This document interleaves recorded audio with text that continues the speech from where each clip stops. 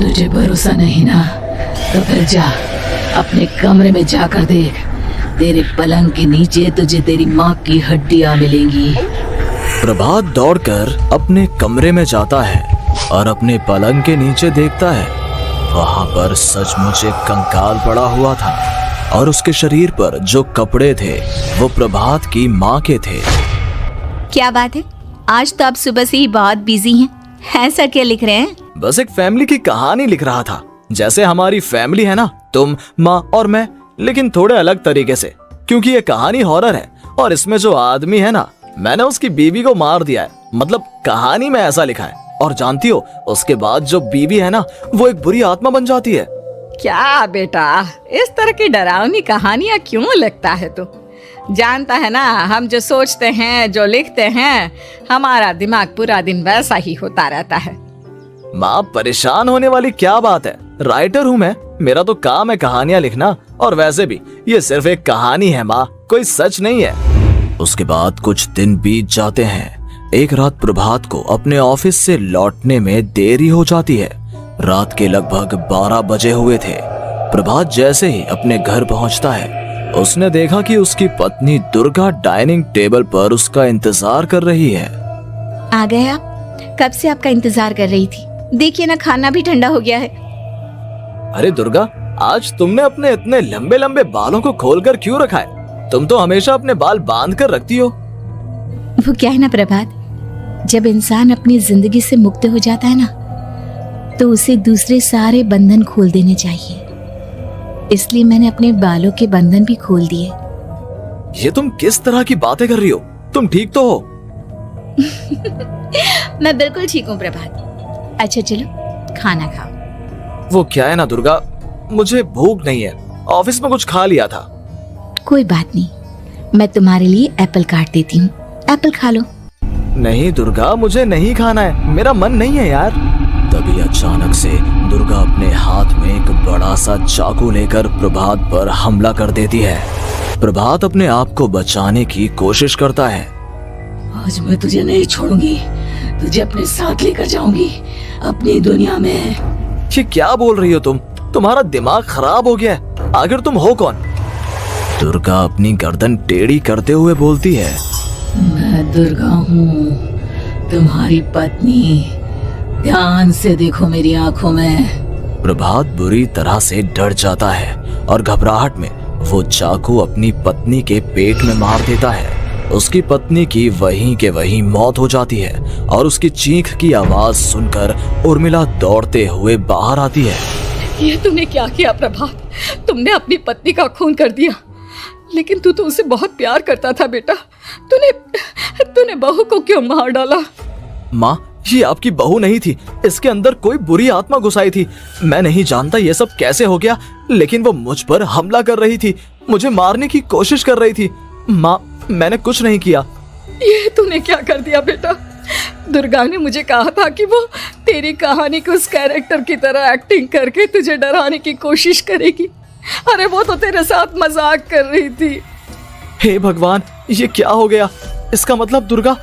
लेकिन माँ, मैंने जो कहानी लिखी थी उसमें भी ऐसा ही हुआ था। उस औरत ने अपने पति के साथ मजाक किया और गलती से उसके पति ने उसके पेट में चाकू मार दिया। मेरी कहानी सच कैसे हो सकती है?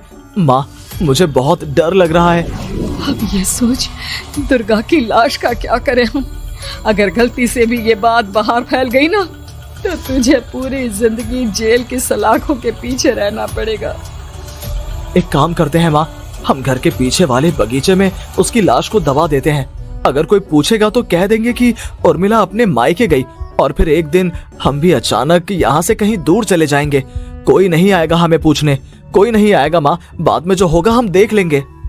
प्रभात अपनी माँ उर्मिला की मदद से दुर्गा की लाश को अपने घर के बगीचे में गाड़ देता है। कुछ दिन तो ऐसे ही बीत जाते हैं, लेकिन एक दिन अचानक रसोई से आ रही कुछ आवाजें सुनकर प्रभात की नींद खुलती है। प्रभात ने देखा कि वहां पर एक लंबे बालों वाली औरत दूसरी तरफ चेहरा करके खड़ी हुई थी। कौन है? कौन है वहां पर? अरे कौन हो तुम? मैं दुर्गा हूँ प्रभात। क्या हुआ? मुझसे इस तरह के सवाल क्यों कर रहे हो तुम? तुम दुर्गा नहीं हो सकती। दुर्गा तो प्रभात, मैं तुम्हारी पत्नी हूँ, तुम मुझे कैसे भूल सकते हो? 4 दिन के लिए मायके क्या चली गई, तुम तो मुझे भूल ही गए। अब अगली बार ना मैं कहीं नहीं जाऊंगी। पता चला तुमने तो मुझे पहचानने से ही इनकार कर दिया। नहीं, तुम दुर्गा नहीं हो सकती। तुम दुर्गा हो ही नहीं सकती। मैं जानता हूँ ये सब क्या हो रहा है। मैंने अपनी कहानी में लिखा था कि उस आदमी की पत्नी की मौत के बाद एक बुरी आत्मा उसका रूप लेकर उसके घर में आ जाती है। तुम वही हो ना? और अचानक से खूबसूरत दुर्गा का चेहरा काला पड़ जाता है। उसकी आंखें लाल हो जाती हैं और पूरे शरीर पर बाल, लंबे नुकीले नाखून, उसके दोनों पैर उल्टे हो जाते हैं और बेहद डरावनी आवाज में वो चिल्लाकर कहती है, बुरी आत्मा, मेरा खून करके मुझे अपने ही घर में गाड़ कर तू मुझे बुरी आत्मा कह रहा है? मैं तुझे छोड़ूंगी नहीं। और अचानक से प्रभात के घर में बेहद डरावनी आवाजें गूंजने लगती हैं। घर में चारों तरफ बहुत सारी बुरी आत्माएं नजर आने लगती हैं। प्रभात घबरा कर अपनी माँ को आवाज देता है, माँ कहाँ है आप? जल्दी आइए माँ, देखिए ना ये सब क्या हो रहा है। प्रभात ने देखा कि अचानक से उसकी माँ कमरे से दौड़ कर आती है। क्या हुआ प्रभात? और ये लोग कौन है? इन सब की गर्दन टेढ़ी क्यों है? इनके बाल खुले हुए। हाँ प्रभात, ये सब लोग तो मुझे मरे हुए नजर आ रहे हैं।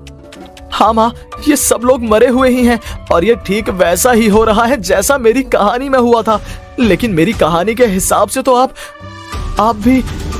अचानक से उर्मिला का रूप बदल जाता है। वो भी एक डरावने साए की तरह बन जाती है और बेहद डरावनी आवाज में चिल्ला चिल्ला कर कहती है, मर गई तेरी माँ। जानता है, कल रात जब तू सो रहा था ना, तो मैंने उसके शरीर का सारा खून पी लिया। अब बस हड्डियां बची है उसके शरीर में। नहीं, ऐसा नहीं हो सकता, ऐसा बिल्कुल नहीं हो सकता। मेरी माँ नहीं मर सकती। तुझे भरोसा नहीं ना, तो फिर जा अपने कमरे में जाकर देख। तेरे पलंग के नीचे तुझे तेरी माँ की हड्डियां मिलेंगी। प्रभात दौड़कर अपने कमरे में जाता है और अपने पलंग के नीचे देखता है। वहां पर सचमुच एक कंकाल पड़ा हुआ था और उसके शरीर पर जो कपड़े थे वो प्रभात की माँ के थे। माँ, अब मुझे कुछ करना पड़ेगा। लेकिन मेरी कहानी में लिखा था कि माँ की मौत मेरे हाथों से होगी, पर माँ तो पहले ही मर चुकी है और वो बुरी आत्मा मुझे भी मार देगी। नहीं, इससे पहले कि वो मुझे कुछ करे, मुझे उसका काम खत्म करना होगा। प्रभात अपने हाथ में बड़ा सा चाकू लेकर उस बुरी आत्मा पर हमला कर देता है जिसने प्रभात की माँ का रूप लिया हुआ था, और अगले ही पल वो नीचे गिर जाती है और उसके शरीर से खून बहने लगता है। ऐसा नहीं हो सकता, एक बुरी आत्मा के शरीर में तो खून होता ही नहीं है। तो क्या सच में मैंने अपनी माँ को मार दिया? लेकिन अभी कुछ देर पहले तो फिर वो कंकाल किसका है? और ये कौन है? मैं पागल हो जाऊंगा। और अपनी माँ की लाश, इसका मैं क्या करूं? लोग पूछेंगे तो मैं क्या जवाब दूंगा?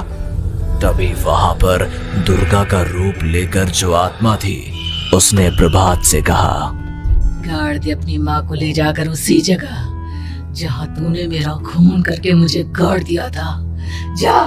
चला जा। घबराया हुआ प्रभात पागलों की तरह अपनी माँ की लाश को लेकर बगीचे में गाड़ देता है। प्रभात की हालत पागलों जैसी हो जाती है।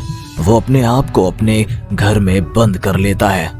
कहानी के हिसाब से तो आगे ये हुआ था कि कहानी लिखने वाले ने उन बुरी आत्माओं से डरकर आत्महत्या कर ली थी। तो क्या मैं भी मर जाऊंगा? क्या मैं भी आत्महत्या कर लूंगा? एक काम करता हूँ, मैं अपनी कहानी का अंत बदल देता हूँ। हाँ, ये मैंने पहले क्यों नहीं सोचा। मैं लिख दूंगा कि कहानी को लिखने वाला आत्महत्या नहीं करता, बल्कि कहीं दूर जाकर नए सिरे से अपनी जिंदगी शुरू करता है। यही सोचकर प्रभात ने अपनी लिखी हुई कहानी को बाहर निकाला और उसे पढ़ना शुरू किया। ये देखकर वो हैरान रह गया कि कहानी का क्लाइमैक्स तो किसी ने पहले ही बदल दिया था। ये क्या? इसमें तो लिखा हुआ है कि आखिर में उस लेखक की पत्नी और माँ दोनों बगीचे में जिंदा दफन थे। बुरी आत्माओं ने उनको कैद करके रखा था और वो लेखक अपनी माँ और पत्नी दोनों को जिंदा बाहर निकाल लेता है। लेकिन ये सब लिख किसने दिया? प्रभात दौड़कर बगीचे में जाता है और वहां पर खुदाई करना शुरू कर देता है। प्रभात देखता है कि वहां पर लकड़ी के 2 बड़े संदूक हैं और उनके अंदर से आवाजें आ रही हैं। प्रभात बचा लो मुझे, अगर थोड़ी देर और हो गई तो वो मुझे छोड़ेगी नहीं। बेटा देखो, मैं इस बक्से के अंदर बंद हूँ, प्लीज मुझे बाहर निकालो, वो बुरी आत्मा किसी भी वक्त मुझे मार डालेगी। प्रभात वो दोनों बक्से बाहर निकालता है और अपनी पत्नी और माँ दोनों को आजाद करवा लेता है। लेकिन तभी वहां पर अचानक से एक बेहद डरावनी और खौफनाक दिखने वाली औरत आ जाती है।